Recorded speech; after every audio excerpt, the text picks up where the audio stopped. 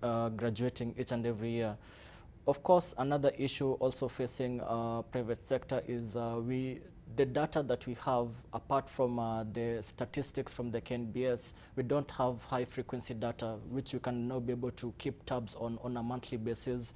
What is the state of the employment in any given month?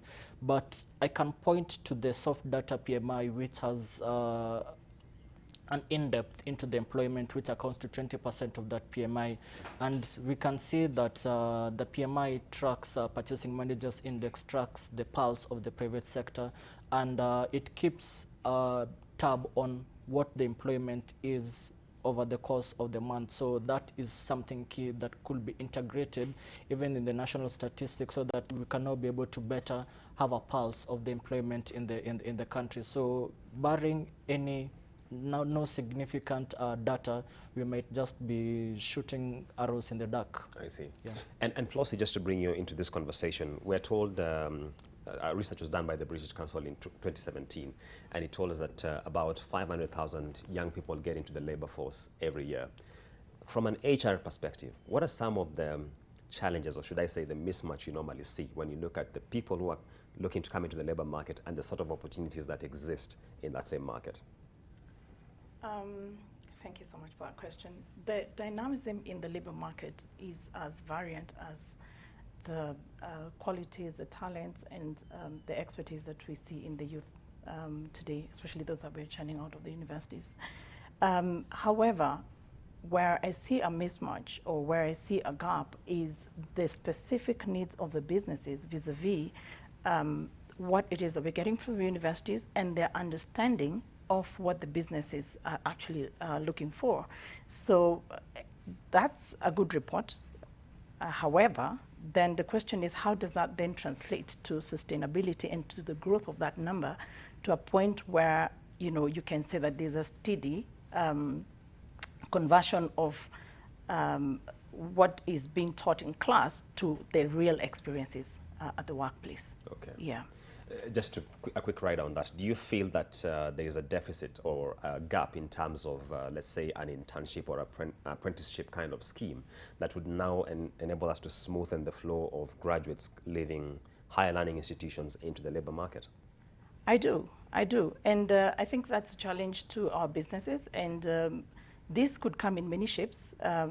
If businesses would take it up as a CSR, as also an initiative, a very deliberate strategic initiative to contribute to the labor market for today and tomorrow, where they have very structured, mentorship programs, and the students being availed to this information so that they also take them up. Some of them are voluntary, others are paid up.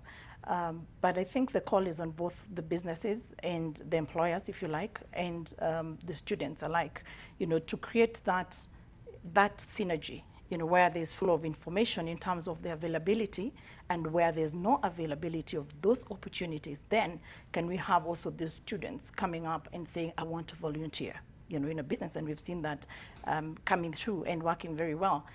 In many cases, and I've seen this where I have been, where you have students come in and say, I want to volunteer, but they actually, there's a morality in the businesses where they feel, well, we need to give a stipend, at least to cater for the fare. And by and large, an opportunity comes up, and when the opportunity meets preparedness, then you already have a resource that's already take up for the job. I see. Yeah, but indeed, to answer your question, yes, there is a gap. A lot more could be done. Okay. And Pauline, just to get your thoughts on this, you're a recent graduate. You could as well begin by telling us whether you're employed, whether it is part-time or full-time, but you don't have to mention at what point or which company. And what are some of the issues you normally confront, for example, or you confronted when you are trying to get from the university environment into the workforce? Okay, thank you so much. I was employed sometimes back, but I stopped working. It was a hotel. That was December. So from January up to now, I've been looking for a job. Not even really a job, I've been looking even for an internship. And you keep knocking to these companies. I've taken my CV personally. I've even gone to the job sites like the Brighter Monday. There is Career Point, Kenya. There is Fuzu. You apply for those internships, and I can tell you, you will be called. You can apply even in a day 10, and in a week you can be called for only one interview, and you go there, you are about like you are like 20 people.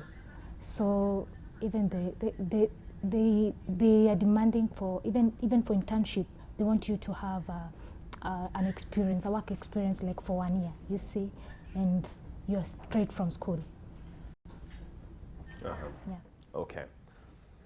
All right, and just leaving on the comments by Pauline Makaisha, I'm told that we were having a conversation in terms of unemployed graduates in this country, and just before we took that short break, Pauline had given us an insight into some of the challenges she faced in terms of multiple applications and nothing coming through. Flossie, if I may just bring you in, that is an issue which I'd imagine you confront on a day-to-day basis. What are some of the nuances you would consider when you look at these applications from fresh graduates? Once we look at the fresh applications from the graduates, we obviously want to see the relevance to what it is that we do as a business, and I would believe that so you want to see the relevance, and once you've gone through and you see the relevance, then you want to see, do you actually have an opportunity, or do you have an internship that's already running?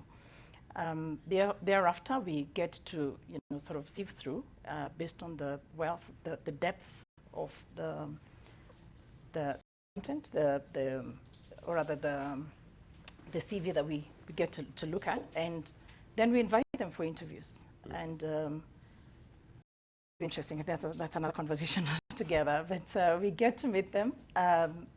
They come in many forms with expectations.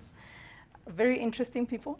Some, it's sad when you have to just look them in the eyes and say, I have no opportunity, because it's not because they can't do it. It's not because you have no faith in them. Sometimes it's just not available space to take all of them. But interestingly, maybe just a few cues. We look at the attitude of the person that you're interviewing for internship. What do they have the end in mind, for instance? Are they here just to step in for a week and probably get a job and leave? Are they here for the long haul? Do they want to learn about the business? Do they want to learn the different facets within the business? Do they want to understand what it is that your mission is, what your values are, and therefore see where their values marry with your values? Can they give you feedback? Can you have an honest conversation with them? So it's a lot of all of that, beyond just the technical know-how, beyond the academics. Then we also just want to look at the person. Is this a person that you can trust, within the business, even as an intern? And sometimes,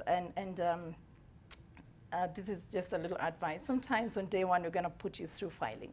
Okay. And it's interesting where sometimes they have expectations and someone says, I'm not here to file, and it's actually part of the interview, just file. Okay. The next day, you're probably just going to do something else, and before you know it, you're an accountant, for instance. Yeah, but they're really wonderful people. All right. Yeah. But coming back to our conversation in studio, we're dealing with unemployment, and specifically the question of unemployed graduates from institutions of higher learning. And the views from Rongo spoke in great depth to the issues of we don't have ample opportunities in the market, and possibly we could create our own. In the last 5 years, we've seen the government intervening in this with a rollout in terms of funds. We have the WESO Fund, we have the Youth Enterprise Fund. Churchill, if I may ask you, do you feel sufficient effort has been given in terms of helping youth to create their own opportunities for employment? By and large, I think that those kinds of funds are fell short of what they have been intended to be done. I have a number of reasons behind it. The first one, if you look at even broadly the absorption of funds based on the recurrent expenditure, where these kinds of funds might fit in, you find that it has been quite low. So it suggests that even the funds that ideally should go towards these kinds of social funds has been quite low to even to be dispersed to the youth, to the women. Secondly, even in terms of those kind of funds, you look at the limit that is supposed to be disbursed. You come, you form a group, and then you go to your MP or whoever to seek one of these social funds. But I find that the limit that you're supposed to be given is around 50,000 or 100,000, which is quite less if you want to have some significant stock for your business. So most of these funds, yes, you're disbursed some funds, but it's quite short of what you want to be able to grow some tangible business out of it. Lastly, I think mostly broadly globally that businesses or employment could be distinguished between two types. The first one is arm length and the other one is relationship. And I feel that for the Kenyan's case, the latter is quite more apt, whereby relationship determine what kind of employment that dictates employment trends and also dictates what kind of opportunities that I can now be able to give to any person. So, for example, I know you, Julian, so I am more likely to give you an opportunity rather than somebody like Pauline, who is somebody who's just fresh. I've not interacted with her for a while. So you find that there's a bit of chronism even in terms of disbursement of this kind of funds. So it limits the intention that has been put in these broad funds. Of course, there's that 30% allocation by the government procurement to the women, youth, and people with disabilities. But then again, it speaks of capacity. Yes, you have given a 30% quota, but do we think that these people will now be able to have that capacity to be able to meet whatever they have been given, or it's just a matter of ticking the box that we have this 30% allocation to this special group? So it speaks more to the policy that we are supposed to think towards creating more employment. Also, in addition, we have the Tujiajiri program, whereby the government is training around 11,000 people online jobs. But do we have a policy whereby we can now be able to have that business processing outsourcing, such that yes, these people are trained, but after that, it's not that they're just trained to have some skills, but it will be able to lead to something much more wholesome towards it. Yeah, so I think it should speak to more of policies to be able to be wholesome rather than just pieces of it. Yeah.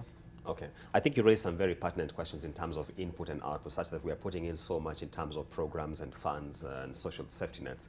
But in terms of the output, we haven't really thought much around the policy framework. But just to bring in Pauline at this point, in the sense that one of the issues that Flossie here raised was simply the attitude by graduates. And part of the challenge she mentioned is that, for example, in your case, you're trained in finance, but if you get an internship opportunity, you're required, let's say, to start from filing, and you have issues with that, for instance. Is this something you experienced, and is this something you'd say broadly affects your peer graduates when they're looking for opportunities? Yes, attitude, as she said, it's a big problem for us because especially as youth, when we are looking for an employment or even that internship, we want white-collar jobs. We want something that will pay. We want to sit on that desk. We don't want to start even from a tea girl. We don't want to volunteer those low jobs. We have that attitude thing. So that's an issue. And even in school, we used to be told that when you're given an opportunity, sometimes you should not look at the money, because they believe that if you're doing filing, maybe being sent to buy stuff for an organization, then it's not what you studied for.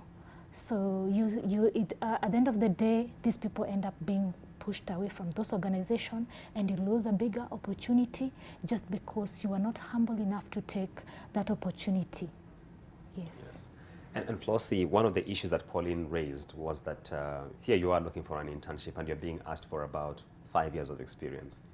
How are you expected to have this kind of wealth of experience when you're just fresh from university and looking for your first job? Wow.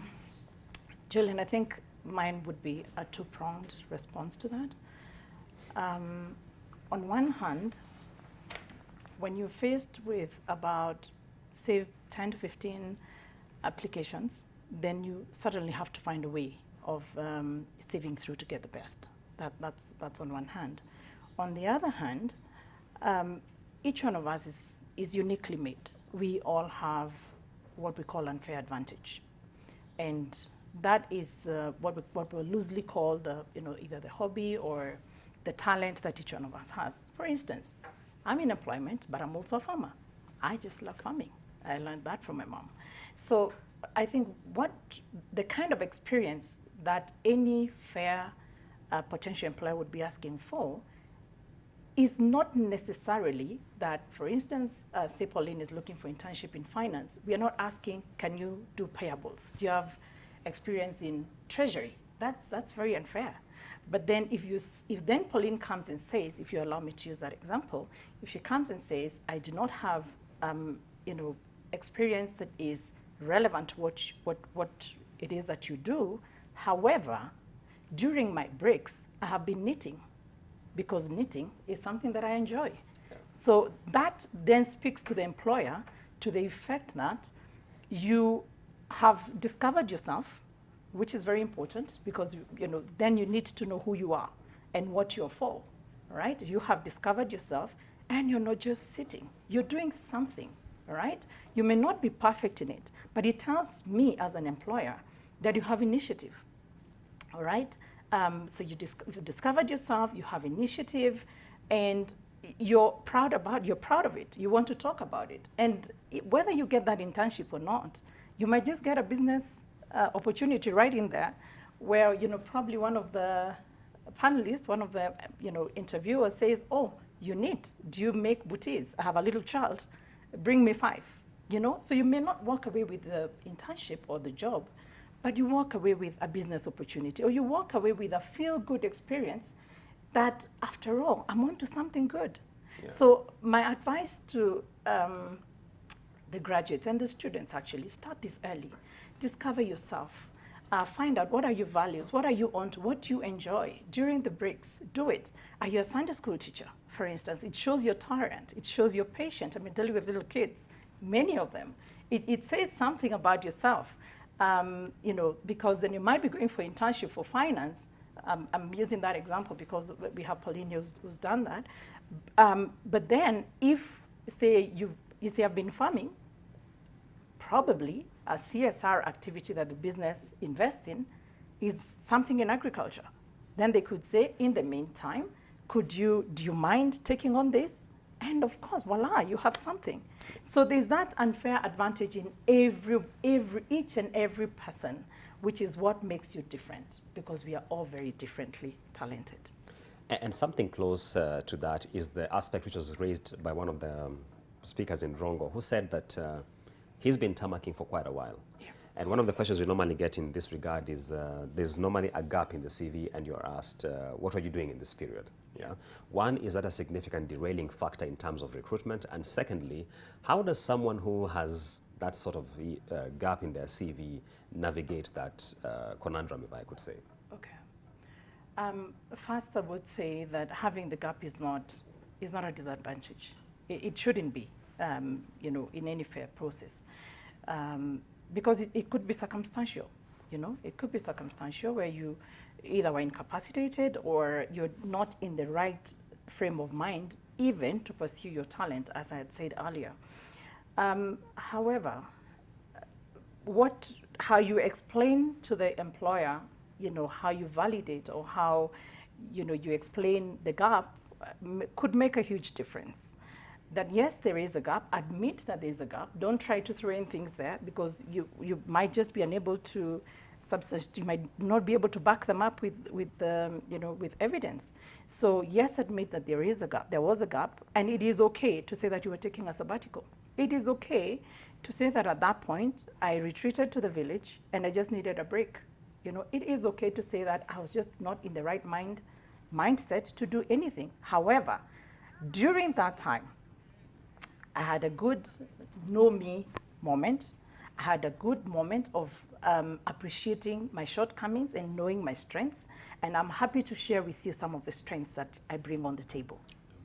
You see what I'm saying? Mm-hmm. So yes, there was a gap, but what did you do with that gap, right? So don't try to lie. It'll catch up with you. Again, one more nugget. Don't try to speak too much. In the course of too much, then you sort of give in what we call TMI, too much information, which is not needed and which could also work against you. So admit that, yes, there was a gap, but while on that gap, I learned this and that, and this is how it would be valuable to your business. Okay. Yeah. And Chachi, just to get your thoughts on something here. We're now in the midst of this discussion of the competence-based curriculum, and you've seen quite a bit of stories covered in that regard. There's always been this issue of our undergraduate students, or our graduates for that matter, are half-baked, they're not well prepared for the job market. Do you feel this could begin to be the solution to this problem? And in terms of just readiness, what are some of the issues that should be considered in terms of fashioning graduates who are adequately prepared for the job market? Yeah, thank you.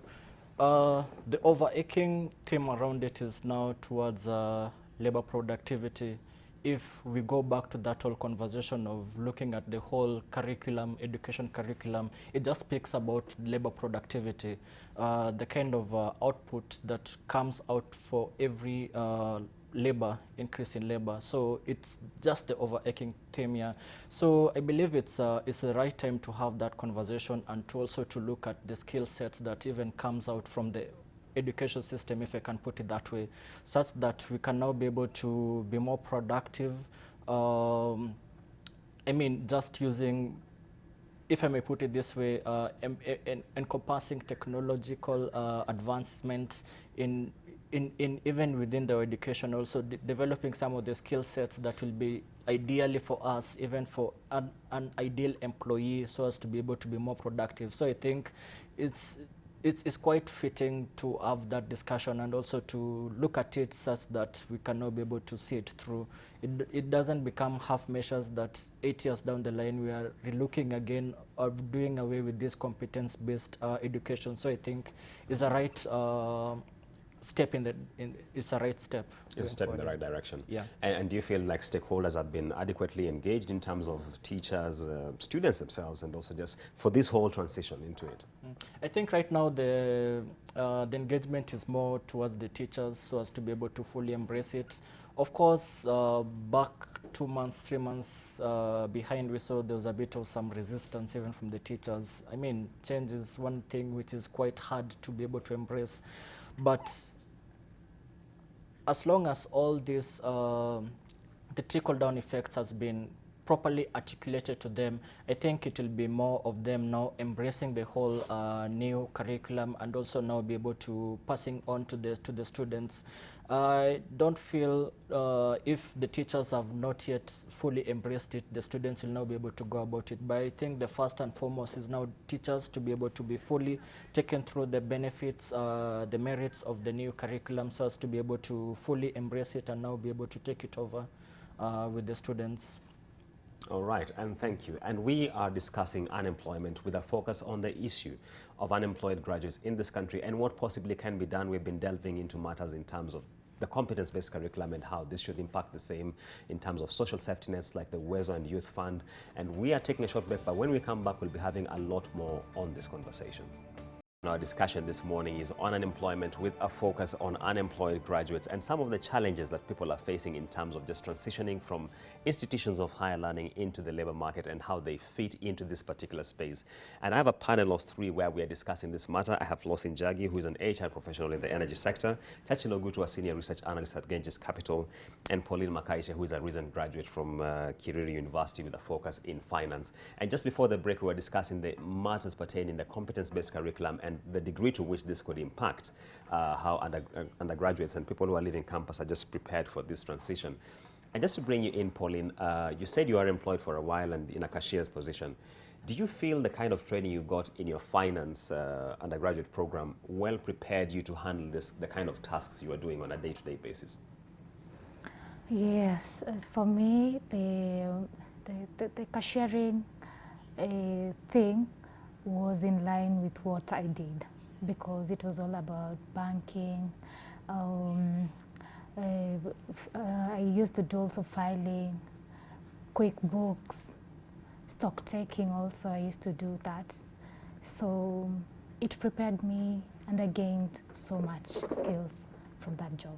And what you're mentioning sounds like, yes, you are prepared on the technical side of it. What about the soft skills in terms of how you interact with people and your basic, what they call, the emotional intelligence and of how you handle a job? Did you feel you were adequately prepared for it? Yes, because now I used to go for meetings. I used to go to meetings and I will discuss issues with the other employees. Again, I would interact with the suppliers. So I gained some skills on how to talk to people. Yes. I see. And Flossie, just to pick on that, one of the key issues being raised by graduates nowadays is that the labor market is still significantly in favor or skewed towards the older demographics, people who would well be maybe Pauline's parents' age. Is this a correct optic we are viewing of the labor market? And what can be done to realize greater equity in terms of opportunities? Wow, okay. Yes, it's true, there's inequality. Why? Because we have most of the working population that we have right now is the youths. However, within the work environment, I believe there's room for everyone. You still need the oldies who bring on board institutional knowledge.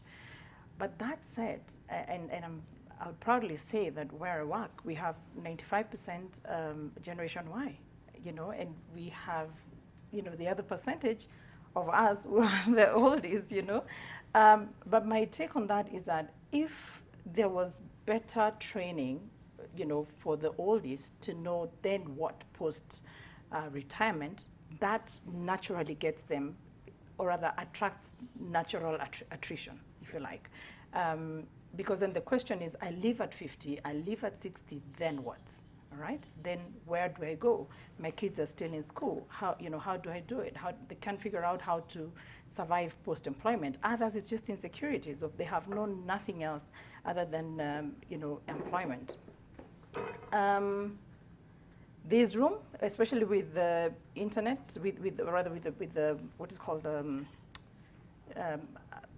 social media and generally availability of the net and how things have progressed now. I think the youth would bring a lot more to the business in terms of R&D, research and development, which the oldies might not necessarily. They may have the institutional knowledge, but you need to marry the two, a more progressive approach to then the older way of doing things to get a better organization at the end of the day that is able to meet its objectives. But that said, still, there's room within our institutions for the older generation now to, move towards coaching, towards, being able to mentor the younger people. But without those structures, then you get them stuck on their jobs because they don't know where else to go, The opportunities for within the businesses for coaching, but also there's something, if you allow me to just share this with the youth in about a minute. There are two advantages that one would have with regards to influence. Either you have the performance currency or you have the social currency. Now, where the young guys may not have the performance currency because they haven't had a longer time to prove, to earn their keep within the business, then the next thing would be the social currency. So the social currency is where you're able to identify the older person within the business who you can tag along to learn from, to believe in you as a person and your interpersonal skills, to believe in your potential, to believe in your performance, all right? And just the natural likability. I mean, we like some people more than we like others. So once you invest in that social capital, then within the boardroom, as discussions are going on succession planning, at least on the table, you have someone who can speak for you. Yeah. You have someone who can speak for you. Your performance alone will not speak for you. Your looks or how you do things, will not speak for you. In totality, of course it will to some extent, but within that boardroom, you need to have invested in some social currency to have someone who can say, I know this person, they're dependable, they have potential. In fact, for the exchange program that we have, with our counterparts in Europe, we're going to send this person, and you climb the ladder very fast. Now, what does that do? That you may not have shoved the oldies in the business, but you have used them all right, to coach you and to support you and to be able to speak for you when opportunities come. So it's really survival for the fittest. That's what it is. And on that note of just mentorship, we have received quite a bit of feedback on our online platforms. That is our Twitter handle at NTV Kenya. And Raps Joseph says that today, for you to do a course in Kenya, you need to have a link or connection to an upper manager and people who have been employed in the same kind of area. Corruption has worsened it all across all sectors. Richard Cheriot tweeting says those perpetrating the trend, he was responding to what Churchill Ogutu raised in terms of the social safety nets and how some of these allotments for the finance are done, saying those perpetrating the trend should be prosecuted. Indeed, this is rampant and derailing some of the opportunities that we can get. And just to focus more on the issue of labor productivity, Churchill, one of the issues which is now prevalent across Kenya's work environment is the issue of someone having what they call a side gig. You have a job on the side. Employers tend to have a particular view of this in the sense that it is undermining our performance. On the other hand, you can feel the need for a passive income from an employee perspective. Where do you feel the balance should be realized in terms of these two conflicting views? Well, I think broadly, if you look at the statistics even that were given by KNBS in terms of the labor market, you look at a significant percentage of employees are working between 40 to 48 hours. So that's basically, it's between 8 hours a day, 5 days, close to 6 days, 6 days a week. But you find that perhaps that because of the low income that they're getting, so they want to supplement with other issues. So they get into different kind of avenues to be able to supplement the income that they're getting between that 8 to 5 jobs that they're having. So of course, it has a dent on the labor productivity, the kind of output that we're getting. Besides that, I can say also, if you look at the whole narrative around the labor productivity, is we have strong trade unions which have really curbed advances in technological spaces and also investment in capital, so as to be able to have as much labor force in the economy, which at times may not even be necessarily. Mostly, if you look at even the agricultural sector, you find that most of the unrest that comes out there is the clamor by the trade unions coming in, claiming, I mean, they are opposed to new technological advances which might render many people jobless. So it just speaks to the whole labor productivity and also its lowness and also the strong trade unions. And for example, I might cite last year, 2018, Gazette notices there were like 2 which were speaking towards agency fees by some of the trade unions. I mean, there were 2 of them, and also some of them were also the new deduction of union fees by trade unions. There are 5 in total, and then there are ones for agency fees, whereby people who are unionized but they don't belong to any union, but they are benefiting from the collective bargaining agreement. 2 of them were signed as at last year. So it just speaks to the strong trade unions, which also dampens the labor productivity. I might go further ahead and cite a peculiar case in China. China right now is one of the biggest economies in the world, but for it to be able to reach there, it had a sustainable 6% labor productivity year in, year out, so as to be able to improve its exports. So I think in the overriding theme for us that we want to, even under the Big Four agenda, we want to build more jobs within the manufacturing sectors, which will also boost the exports. I think it will be of paramount importance for us to look at the labor productivity, and more so if you are, right now we are the crux of getting into the Africa Continental Free Trade Agreement, which now it will speaking about how competitive are our products out there. So we have to go back to this conversation of labor productivity. It might not be, it might now be how are we investing in the physical capital? Is it something which is significant enough so as to be able to help employees to be more productive? How is our technological advancement? Are we putting much more effort to enhance our capabilities? So, and also our human capital. So I think that is something that we really need to look at broadly as an economy.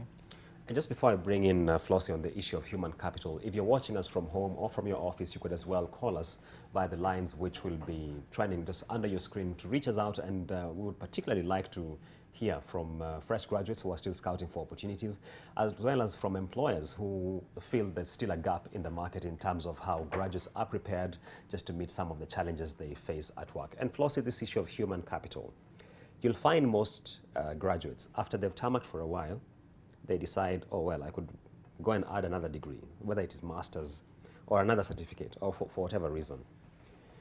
There are pros and cons around this for what we hear, in the sense that there's always the argument of you're overqualified for the kind of job you're applying for. How do you look at this from the HR perspective, and what are some of the pieces of advice you could give with regard to this? My personal take on that is that there's a reason why master's is called that, because then you want to master, right? That's really what it is. So if you already have your professional course, I think I remember when we got off school, would loosely say that I'm doing computers. I think that's a statement that would resonate with many people. I'm doing computers. But now it's beyond that. That's not what gets you off the ground. It's a diploma, it's a certificate, it's a professional course, or even that degree. And you realize, I mean, during our times, at the university, we had those that were doing, if it's the finance guys, it would be commerce, but they're still doing CPAs, a professional course. Well, I have my background, but to get into HR, I needed to, enroll at Institute of HR Management and get a professional course. Now, what am I trying to say? That your employer is not looking for board representation. If you want to get on the job, you're starting from the base. You've got to start somewhere. You cannot say that now that I'm not able to climb the tree from the base, let me just get an extra skill to see if I can start from the stems. I mean, I'm not sure that makes too much sense. But then, I think it's good to do anything with the end in mind. If the end in mind in enrolling for a master's course or an extra degree because you didn't get a job, if your end in mind is to get another skill to get the same job, then I think you're getting it all wrong. If then you did a degree X and you realize that that job is being phased out in the market, or it's becoming irrelevant, or it's obsolete, then it makes a lot of sense to go in and probably get a professional course. You already have a degree, that's a good thing. Then go in and get a professional course. Allow me to give an example. If one has done, say, a secretarial course, I mean, during our times, we had secretarial studies. If you've done a secretarial course and you realize that, the typical typewriter sort of thing, job is not there anymore, I'd be surprised if it's still there, then with having had that degree, you probably now want to go and get a professional course, say in office management, because that's within your line. Or you want to do in, IT, for instance, because then your first degree already gets you out there, but then the professional course now comes in to secure you a place. Then once you have, gained an on-the-job training, and now it's time to, go to the next level on the career ladder, then at that point, you can go in and master. It then now gives you a very broad business thinking. It gives you, it widens your emotional intelligence. It helps you be able to present issues at a bigger scope than if you were just a beginner. At that point, you can master. All right, yeah. And that's Flossie just speaking to the issue of people going to accrue papers, if I may say, in terms of once you lack a job, then you go and get a master's or another professional paper. But I'm told we have Dennis from Busia on the line with some views on this topic. Dennis, if you can hear us? Yes, I can hear you. Good morning. Morning, how are you? Great. We are and ready to hear your views. Yeah, my views, I'm I work with the civil service, right? But my big problem here is employment of graduates. We have graduates who have done some subjects. We have graduates who have been in factories as apprentices when the university. But when it comes to employment, they are told to go for, they are requested to have some kind of experience. Now, which experience are you talking about? Somebody has been at probably factory for 6 months as an attaché from the university. But when it comes to employment, he's told to probably have 5 years, 3 years experience. So really, how do you, and especially science students, very many science students who have now forgotten about science, now they're doing other things. I don't know how we can work it out. I also have a cousin who did metrology. Now he's a teacher. All those years going to the university doing metrology. Really, how do you work out such a situation? That is my concern. Okay. Yeah. Thank you, Dennis. We also have Hassan from Nairobi calling in. Hassan?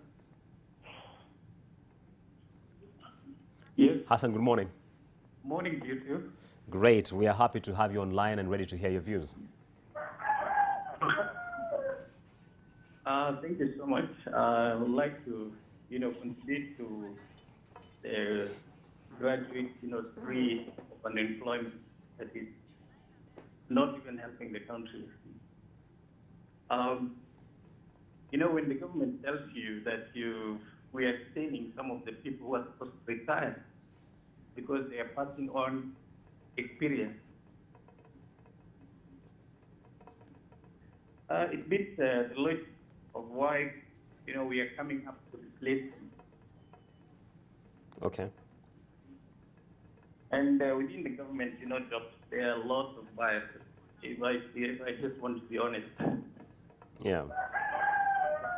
Several interviews are being called because of my qualifications. I hold an MBA, degree in development studies and management. I speak French.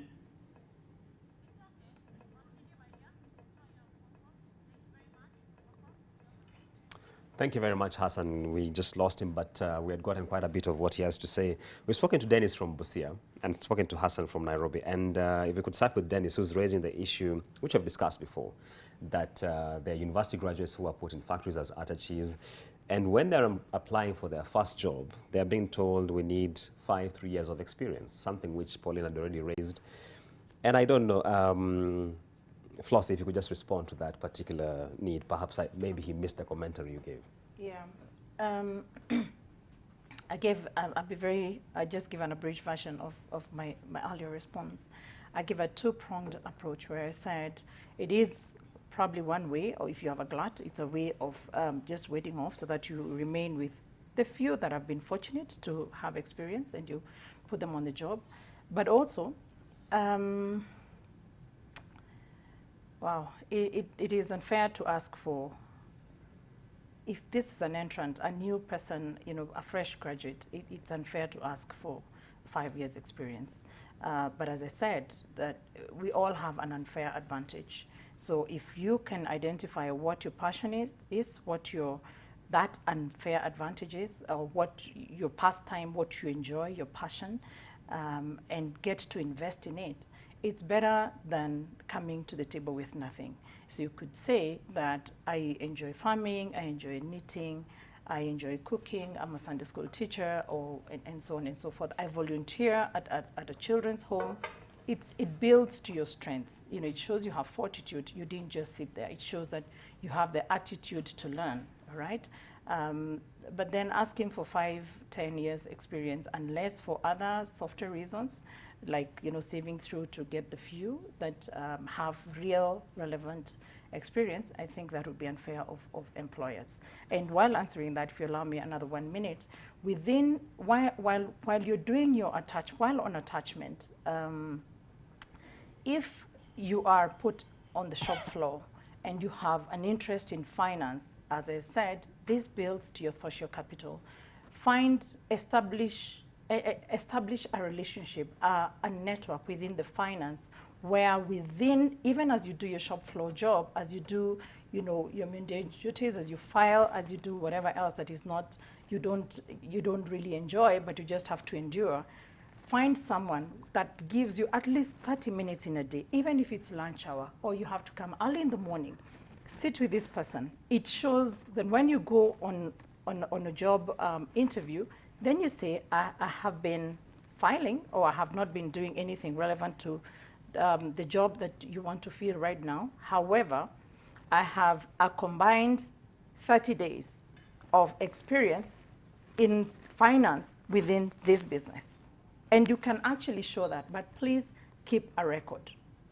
Okay. Evidence. Keep a record and have this your quote unquote coach, in-house coach, you know, also hold your hand and be able to back you up where you say that I have this experience. Okay. Yeah. And if I'm to get on to what Hassan was speaking to, Pauline, one of the things he mentioned that he did his undergraduate in development studies and then had to do an advanced degree through an MBA just to try and heighten his bargaining powers, it would sound. Have you ever felt the urge that you need to pack another paper on top of what you have in your degree in finance, just to make you more viable in terms of entry to the labor market? Yes, maybe probably next year I'm planning to do a master's. But when you interact with other people while they're doing the master's, it's because, like she said, they don't want to start at the bottom. They want to go for the managerial jobs, you see, the top jobs. And then again, why people are advancing to do masters is because something that when you have a master's, you can become a lecturer very easily. Even if you did maybe to do something to do with development, you can go and teach a unit like HIV and AIDS, and you're paid your money. But I think people should stop advancing their education if it is based on getting a job at the end of the day. You should do it to acquire skills, because even if you go to school nowadays, your mind, you should set your mind that I'm going, it's not that it's a must I get a job. I can even acquire skills. An opportunity can come and I start my own business, but I'll know how to run it. I'll know how to save. Yes, I'll know, even if you get that capital, you know the next step to take. Okay. Yes. So it should really be about accruing skills. Yes, but... Yeah. One of our viewers has just tweeted, that's Kennedy Leo, and is saying, I'm a third-year university. Until now, I prefer that I could have gone to a technical institution. At least by now, I could have done something useful to my life, and the government should stop admitting government-sponsored students to private universities. They are thieves. But just before we comment on that, I'm told we have another one, Peter from Nairobi on the line. Peter, good morning. Good morning. We're happy to have you, and we could have your views right now. Thank you for having me.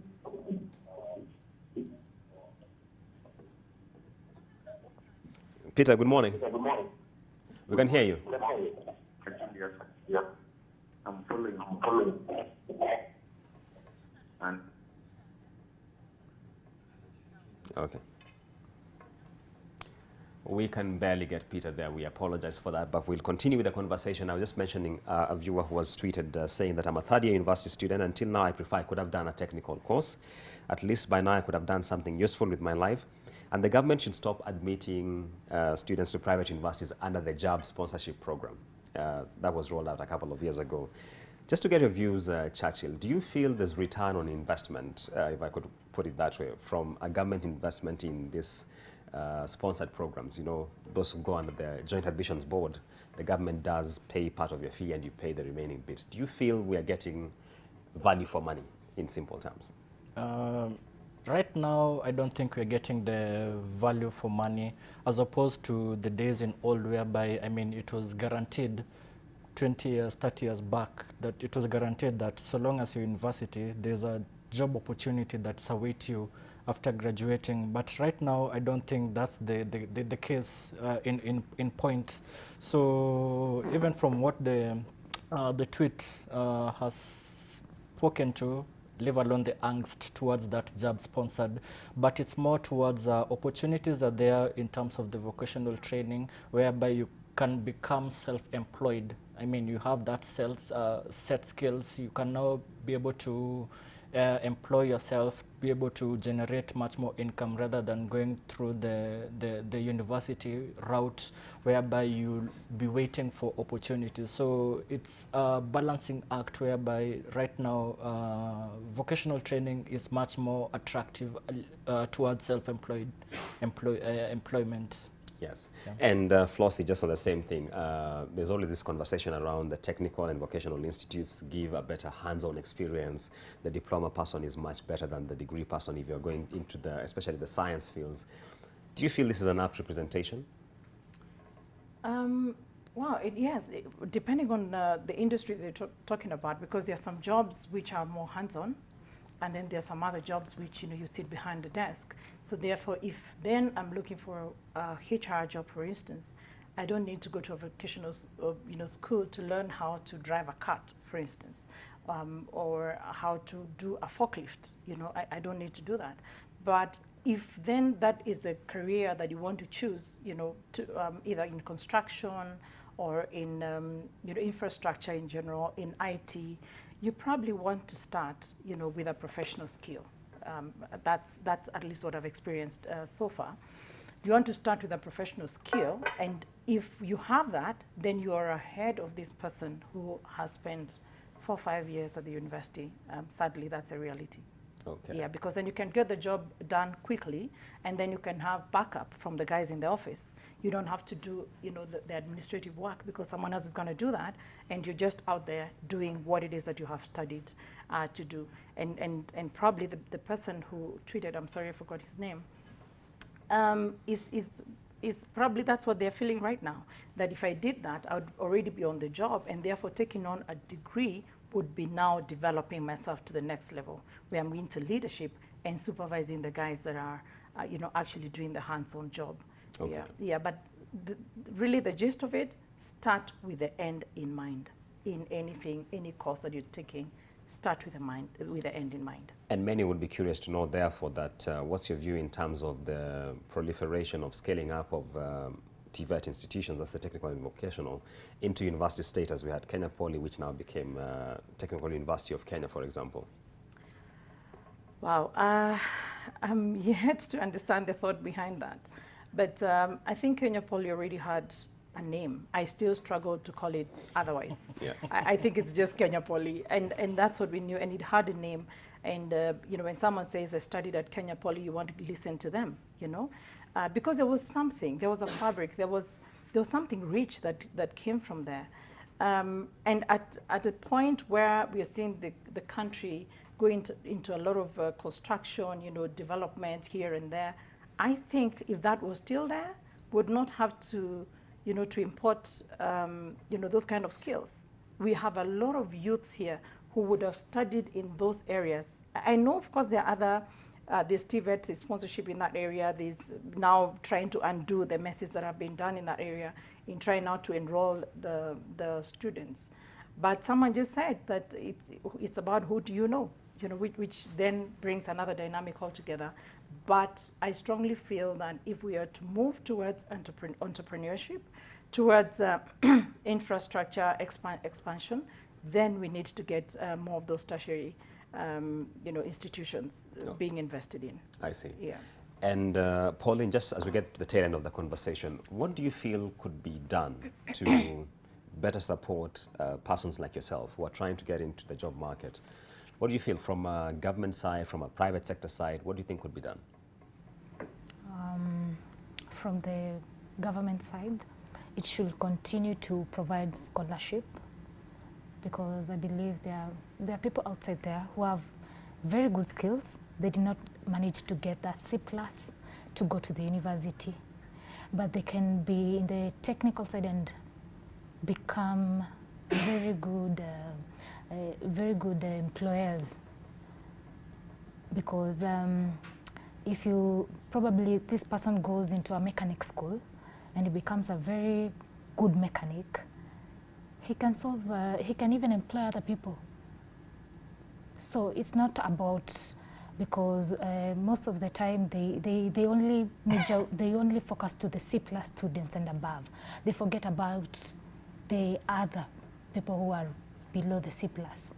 And then to the private sectors, they should offer an opportunity.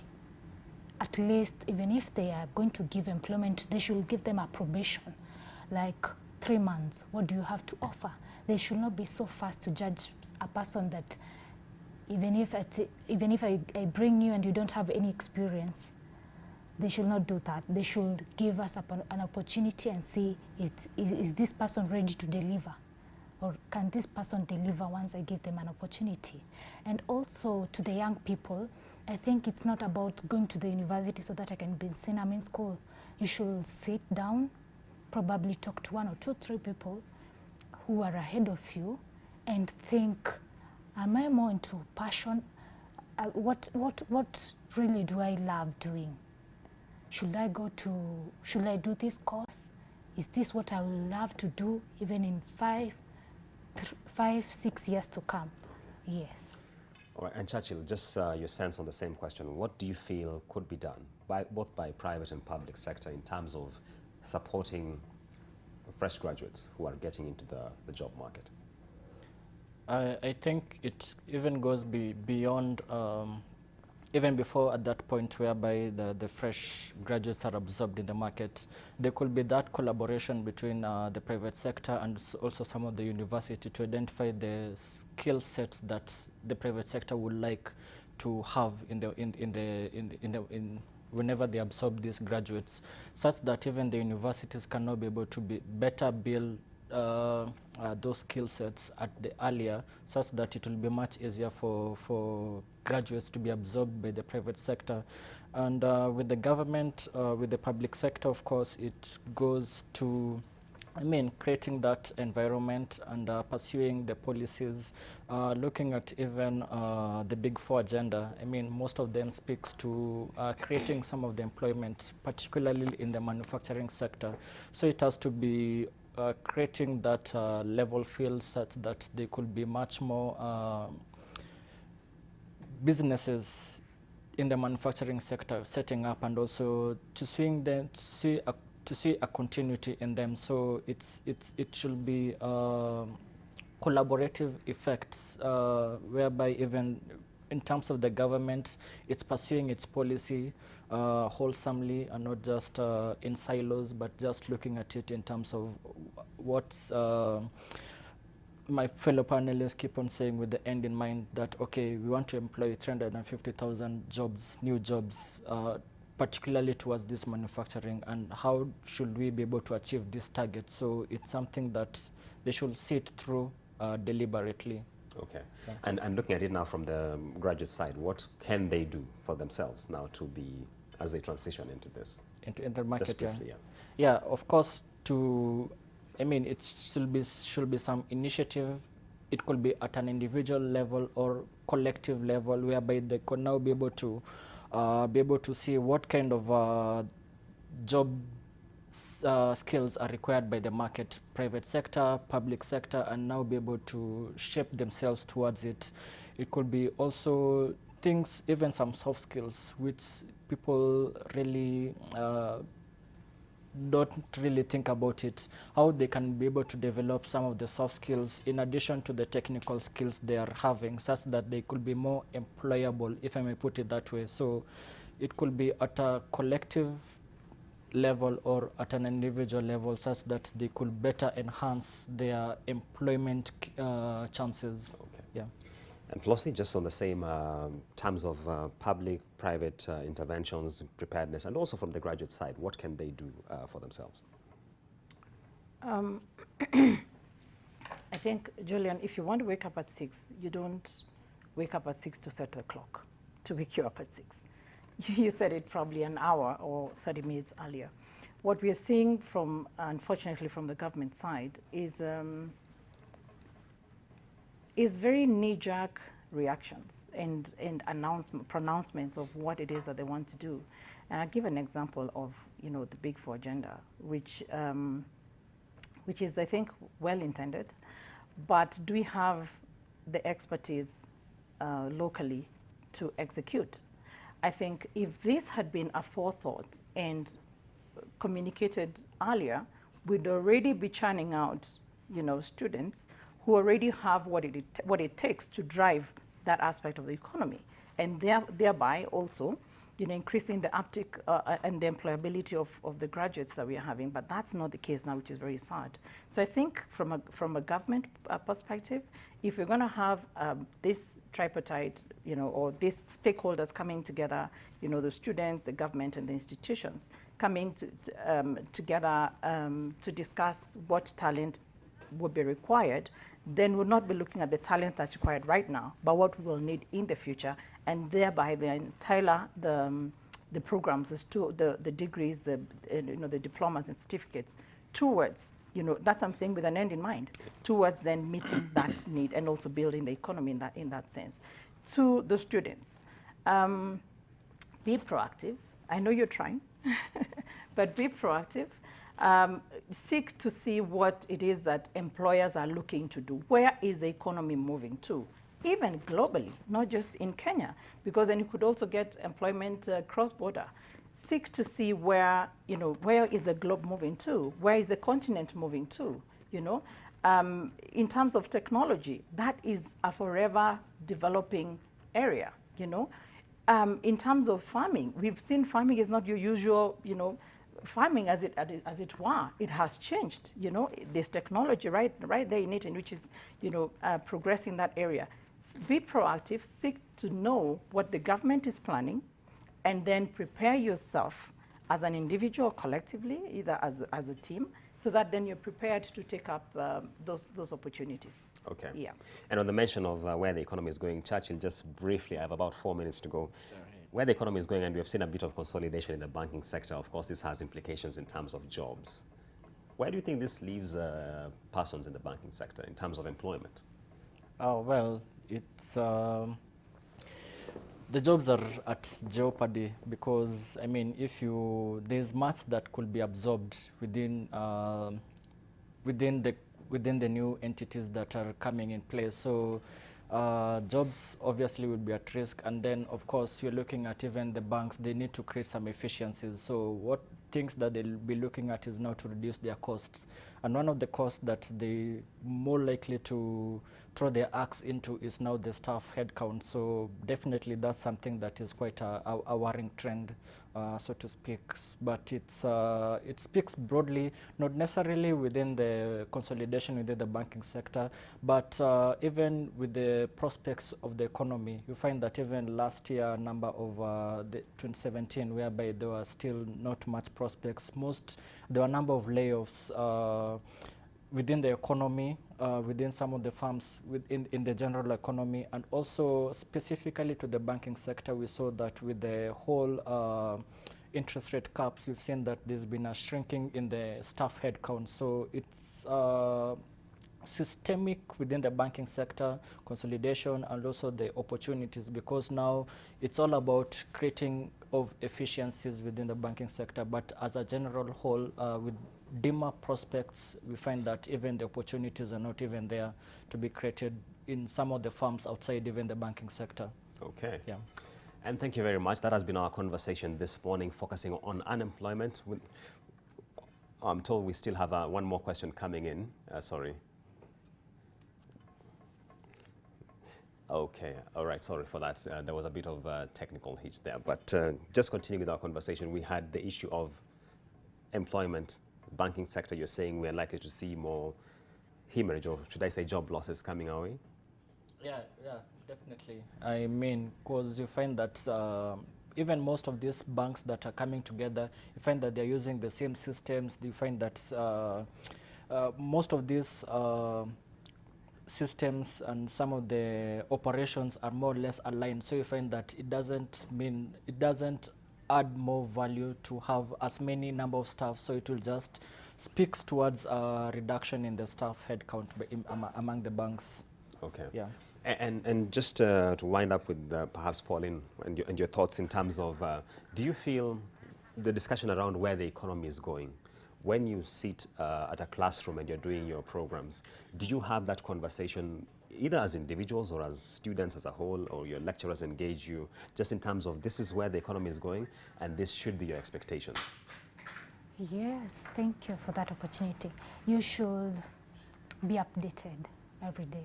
Like earlier on, she said that there used to be some courses like secretarial that are no longer provided now, maybe.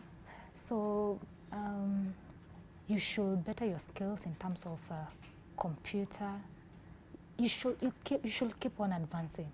You should read books. You should watch news. Yes, you should be updated in all areas that are surrounding you.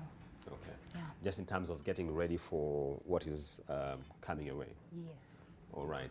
And when you have the sense of, like in your case with finance and what is happening right now, as we have seen, do you think that you had adequate foresight into this is where the sector in particular was going, and we had a level of preparedness as students in terms of now the reality we are confronting, because you're just coming out from the university at a time when all this is happening?